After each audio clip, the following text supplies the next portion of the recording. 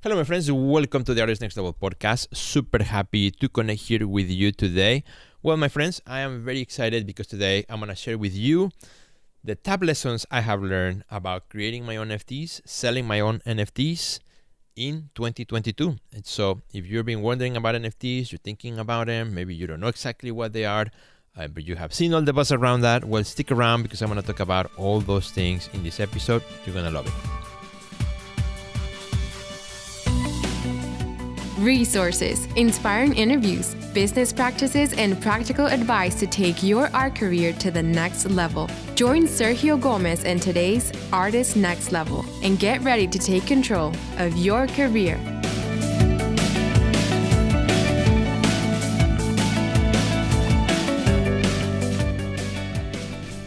Well, my friend, super happy again to connect with you. It's been a while here since I get into the podcast here with a solo show, a solo monologue, I should say. And well, today I'm very happy because the reason I've been kind of busy is because I'm managing a number of things. First of all, we are in the spring already. Summer is along the way. I have a solo show coming up in which I am combining or bringing these two worlds of the physical art world, which then there will be augmented reality, and then there will be also NFTs. So kind of all that, connecting all the dots to make all that possible, it has been keeping me pretty busy. Also, I'm happy to report that one of my collections in the NFT space, the collection that I call Breathing with 11 NFTs, has been now completely sold out, which super excited to tell you and share with you about my journey so far. So let's get started, my friend. On this episode, I want to share with you kind of my top 4 or maybe 5, we'll see, 4 lessons that I have learned about NFTs in 2022. And first of all, kind of to get started, before I go into all those, for those of you who are still kind of like, Sergio, I don't get NFTs. I just kind of wrap my head around that. Actually, I was talking to an artist today who she just told me that, like, Sergio, I just kind of wrap my head around this NFT stuff. So starting there really quickly, and feel free to check out some of my previous episodes where I had interviewed guests to talk about NFTs. But here to tell you in my own words, NFTs, which stands for non-fungible token, it is this idea of ownership in a digital world. We understand ownership in the physical world. If I sell you my painting, now you own it, it's yours. If you sell that painting to somebody else, now that person owns it, it's theirs, and so on, right? If you trace the provenance of that painting, it will lead you all the way to my studio. Well, we never had that in the digital world. It's always been associated with the physical world. So if you created anything digital, we never had that opportunity to record provenance, to follow it up over time, and for somebody to claim ownership, a system, a technology to do so, until the blockchain came around. And the blockchain, think of it as a huge network of server computers around the world. That's why it's called a blockchain, where all this information resides on. So it's not hosted in one person's computer only, or one server, one company, but rather it's distributed around, so it's more secured. Also, it's not easy to take down just one computer, and that breaks down the whole system because it's a whole network. So the blockchain allows us to do that, and within the blockchain, the NFT itself, being that certification, that, or think of it as a certificate of authenticity in the digital world that certifies this artwork was created by Sergio Gomez and is now registered in the blockchain. And if I sell it to you, that sale, that transaction gets recorded in the blockchain. And if you sell it to somebody else, that transaction gets recorded in the blockchain. So it's easier to see the provenance of where that artwork was initiated and where it's at right now in terms of its digital ownership. And also you can, among many things, you can also have royalties for that second sale and the third sale and the fourth sale, that you can predefine when you create your NFT. So that's kind of in a nutshell what NFTs are. NFTs could be a number of things. Could be an image, could be an audio, could be a video, could be a combination of all.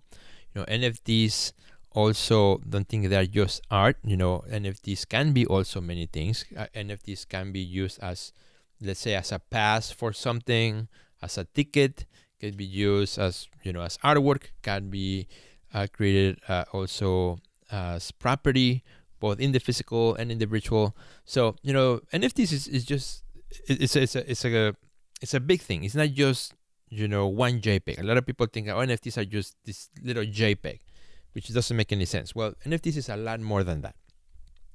People buy NFTs for different reasons. Depends on the person who's buying the NFT.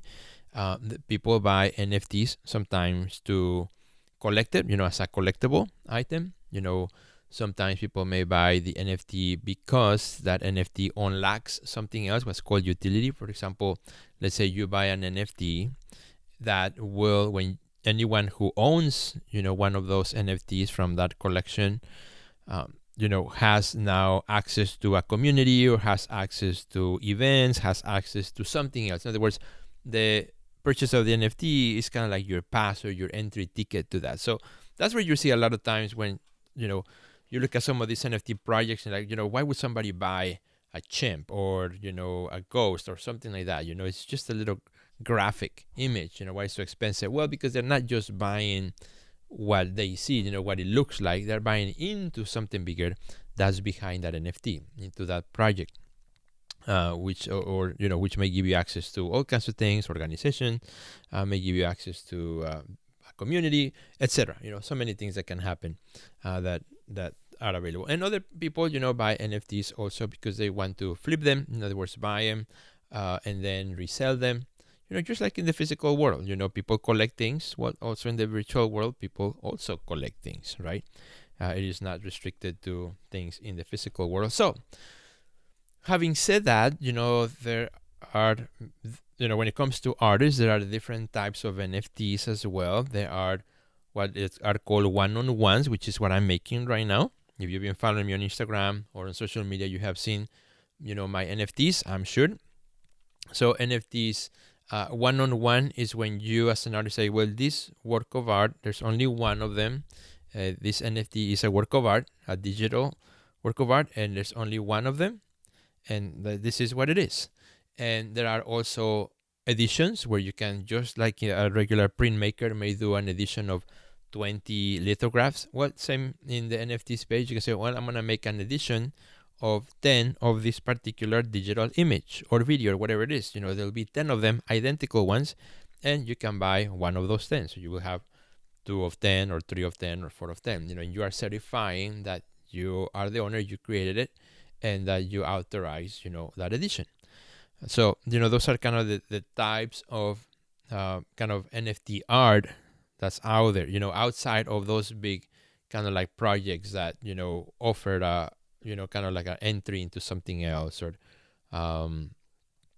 musicians doing NFTs, for example, who, you get a backstage pass, or, you get a free song, things like that. In this case, as a visual artist, coming from the traditional art, those are kind of like the types of NFTs you can do. And you can do also a collection of NFTs. For example, think of it when you are in your studio and you're making a collection or a series. I work in series, for example.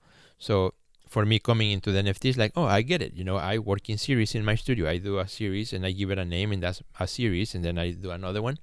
Each piece in the series is different, but there's something similar to them, something that brings them together. So in the NFT space, you can do the same. You can do a series of different things that you may want to be able to kind of bring together under one collection, and you can do that in the NFT space. So hopefully this kind of quick intro gives you an idea of what NFTs are and how they work. Of course, it's more complex than that. I have a whole course actually that's called NFT for Traditional Artists, right? It's part of my Art Next Level Academy, which can take you step by step to understand all these ideas, to show you how it all works. But I'll tell you more about that later. But, because you know me, for everything, I have a course for that. But so let me tell you, the 4 big things that I have learned after, the first quarter of 2022. Myself, I started hearing about NFTs last year, probably like everybody, looking at reading the headlines about NFTs, and so I'm like, what is that? Why would anybody buy a JPEG? Kind of like the same. I had the same questions that everybody had, at the beginning. And then I decided to do something about it, to learn. So, that is kind of like the first lesson, that you need to really learn. You need to do more than headline reading. Everybody reads the same headlines, and then everybody reads like, oh, all NFTs are bad for the environment, and we stop there, right? We think like, okay, NFTs are bad. NFTs are just a JPEG.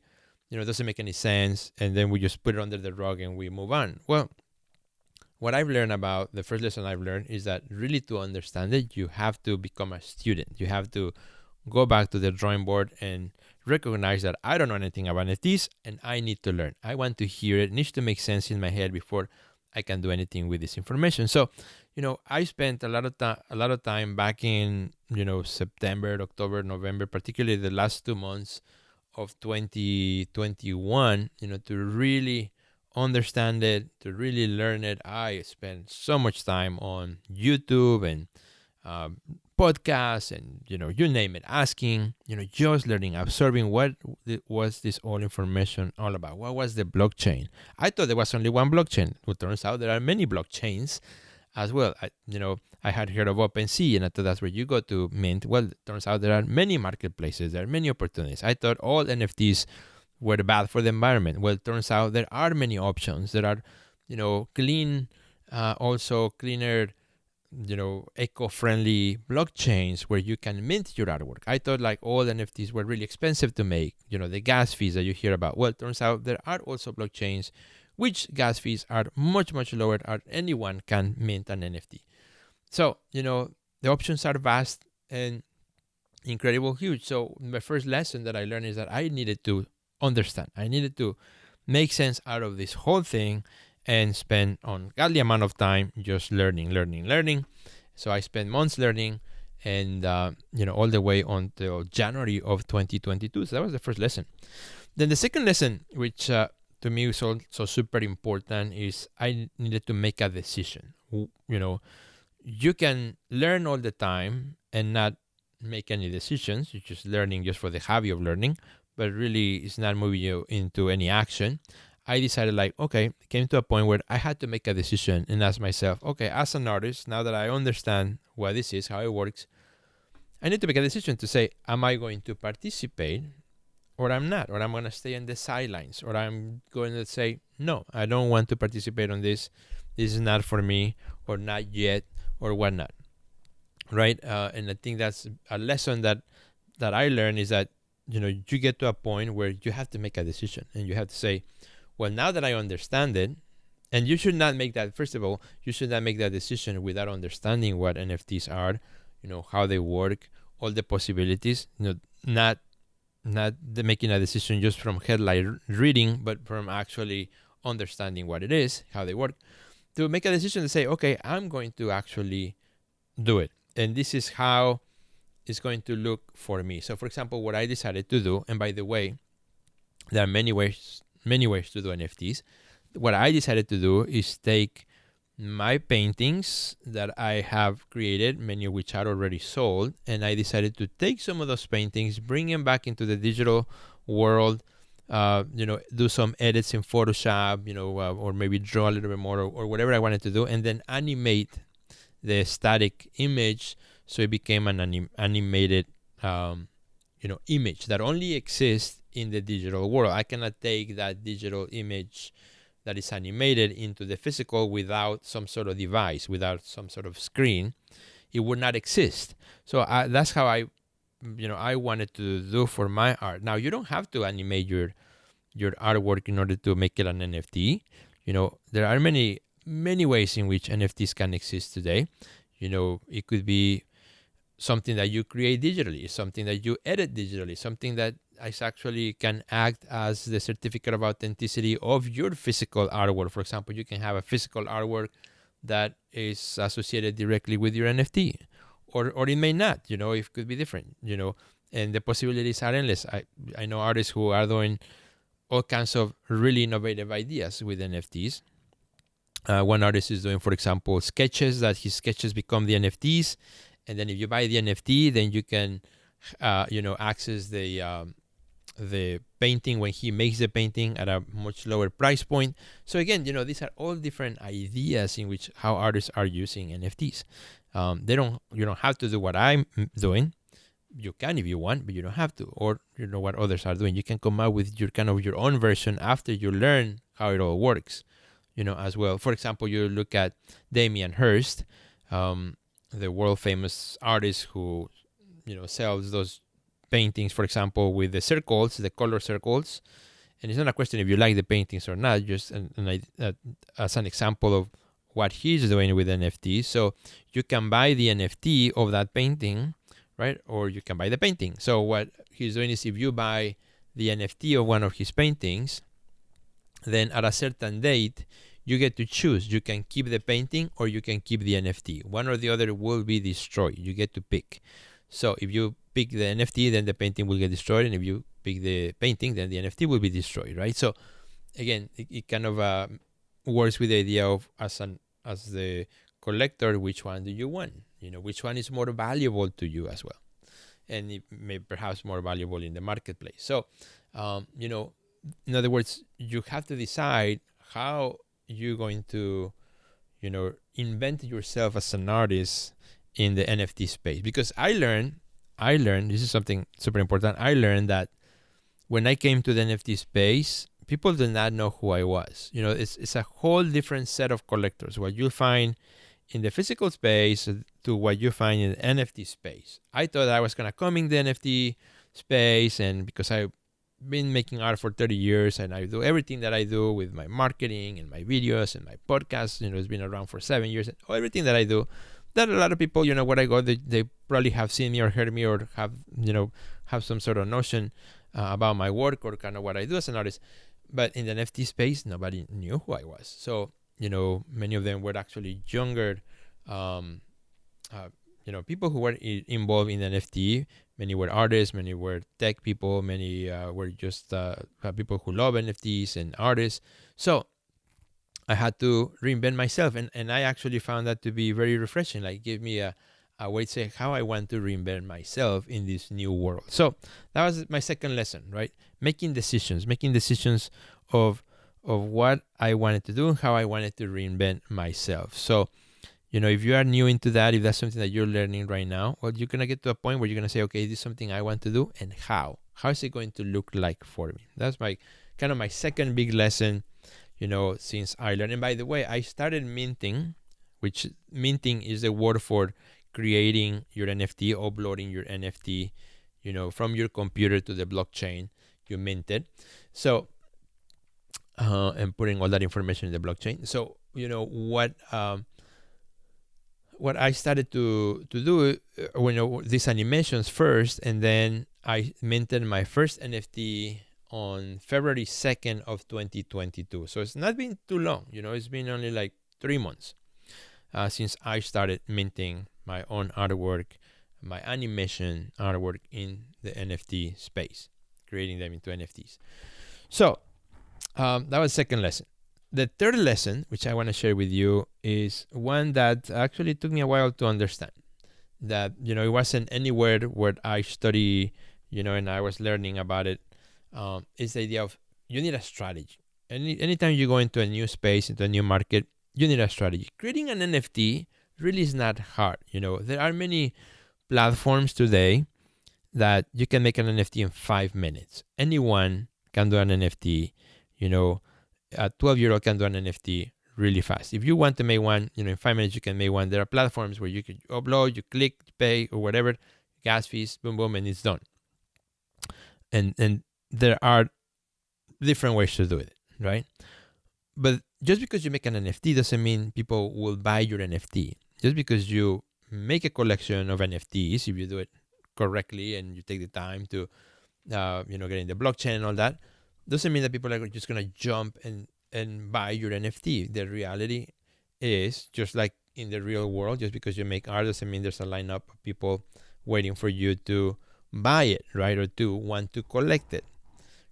And that is something that's a big lesson. I had to learn about what is the strategy that I'm going to use in the NFT space in order to bring attention to my work, to tell my story as an artist, to release which platforms am I going to use to mint my art, which type of blockchains do I want to be part of, So I needed to have a strategy. I needed to work with a strategy that makes sense for what I wanted to do. Because here's the thing, another kind of part two of that lesson of having a strategy in order to succeed in the NFT space was that I learned also very quickly that there is no, and maybe this would be like number 4, right? Number 3 is kind of one of the biggest lessons that I needed to have a strategy. Number 4 will be that there's not a single strategy that works. In other words, what works for one artist doesn't necessarily is going to work for the next person. The platform that works for one artist doesn't necessarily is going to work for the next person, and what works for me 100% is not necessarily going to work for somebody else 100%. So that's all the variables within the strategy question that you as an artist need to figure out. I had to figure it out, and I had to kind of create a strategy, and like for something as simple as, okay, do I want to make a collection of 3 NFTs or 20 NFTs, right, in that particular collection? Am I going to start on OpenSea, or am I going to start on Rarible, right? Or am I going to apply for some of the more curated marketplaces? Or am I going to look for an invitation from Foundation? Or am I going to go to a smaller blockchain like Tesos or Solana? All these are strategic questions. Like I said, anyone can do an NFT, but in order to succeed in the NFT space, you really got to have a strategy that you can work with.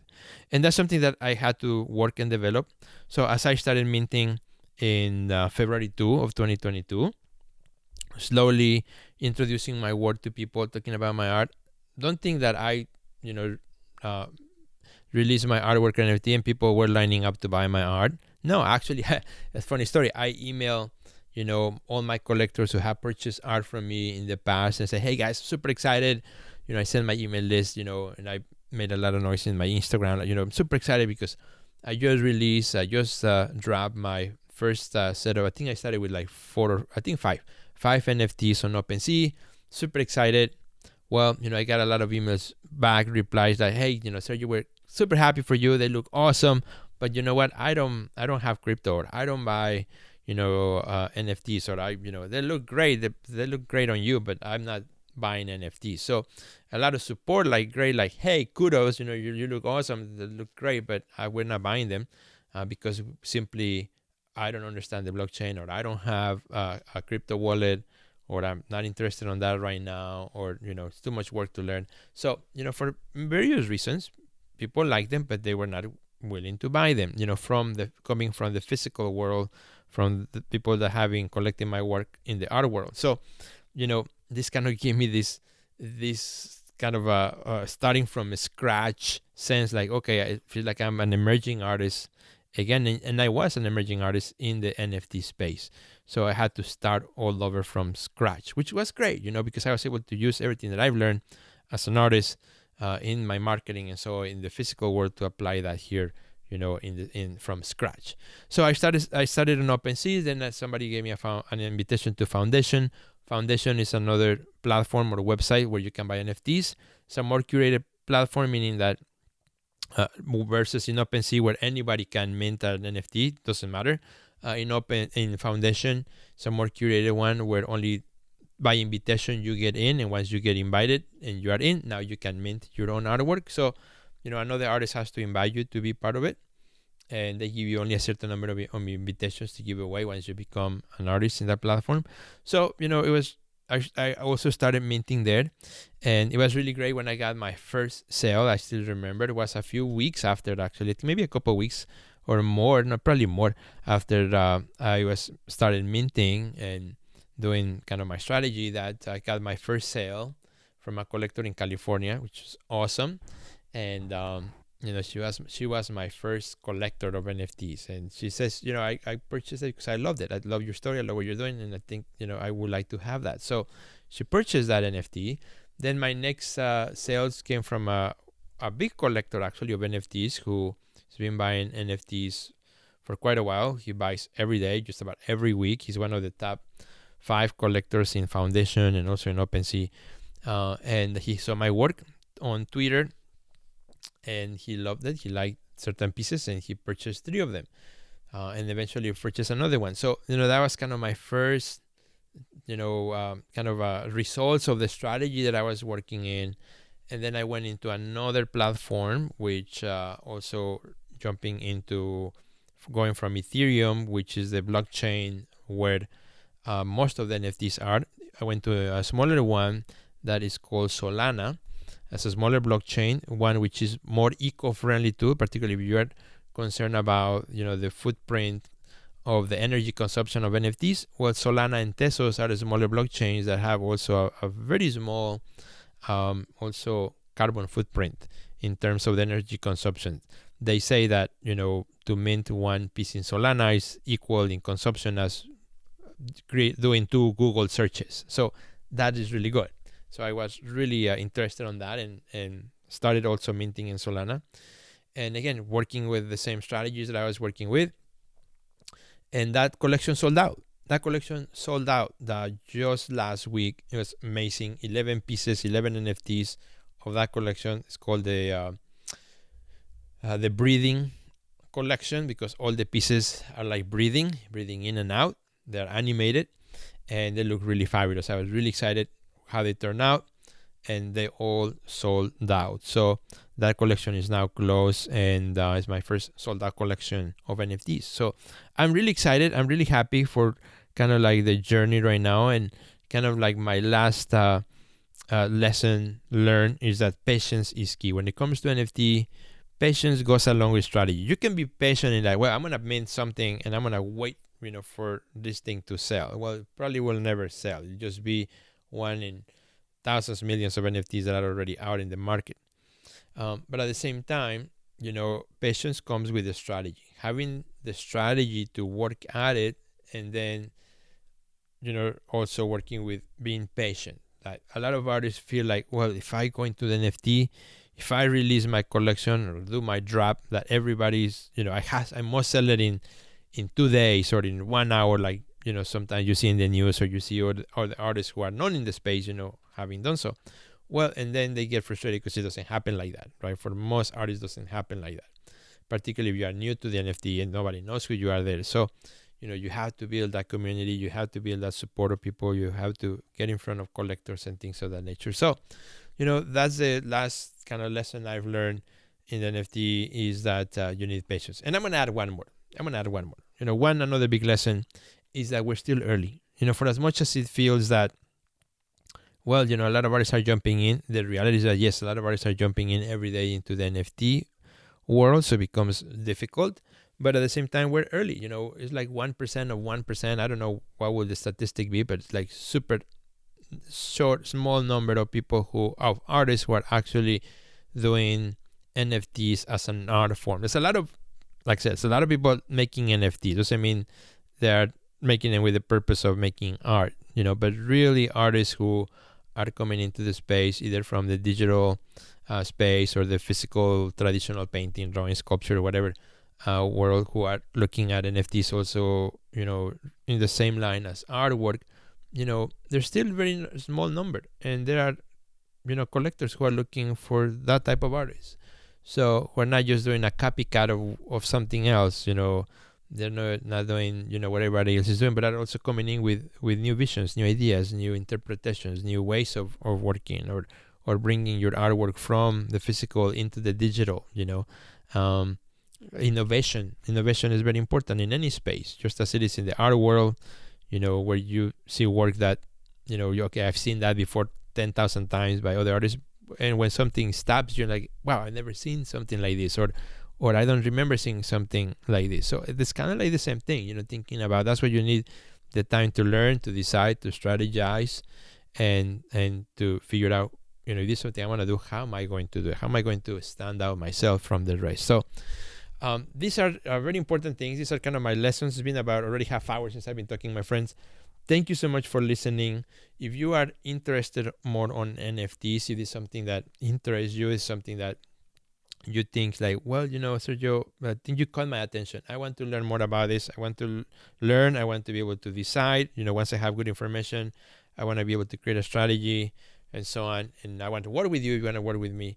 I already have, like I said at the beginning, I have a course for that. I created the course NFT for traditional artists, which is actually part of my coaching program. It's part of the Art Next Level Academy. The only way to have access to those videos, which I speak, just like I'm doing right now.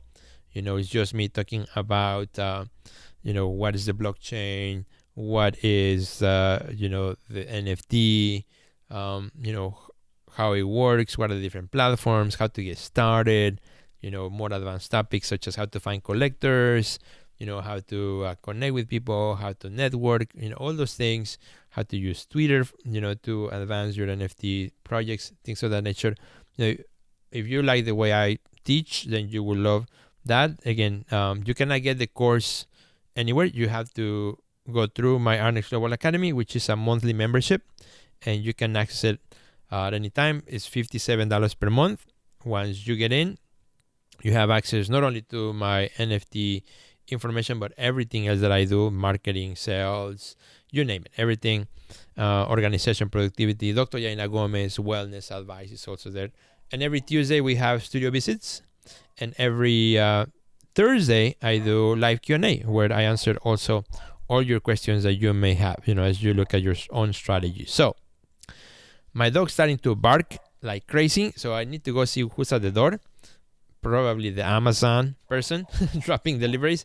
But anyway, if you want to check that out, just go to theartistnextlevel.com/NFT. I'm going to put the link also in the description of this podcast, theartistnextlevel.com/NFT. That's it. Lower cases, theartistnextlevel.com/NFT. Check it out. Send me any questions that you may have about this as well, if this is the right thing for you. I'm also working, by the way, in a collaboration project to bring more educational content as well on NFT, and it's going to be really cool stuff that's coming along the way. But if you want to just get started, get your feet wet, figure out how this starts, how it all works, if you love how I explain things, then you will love that inside the Art Next Level Academy. Have a great day, my friend.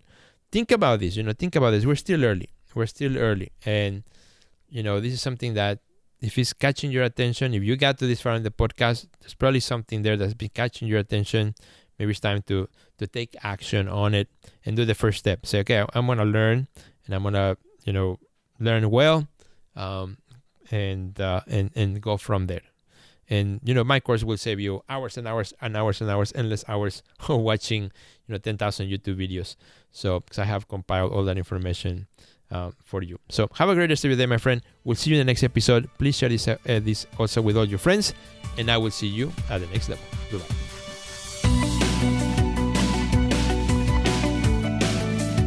Check out our website at www.theartistnextlevel.com, where you will find our podcast library, learn about our upcoming webinars, find resources relevant to your career, and much more. Thanks for listening to today's podcast, and we'll see you at the next level.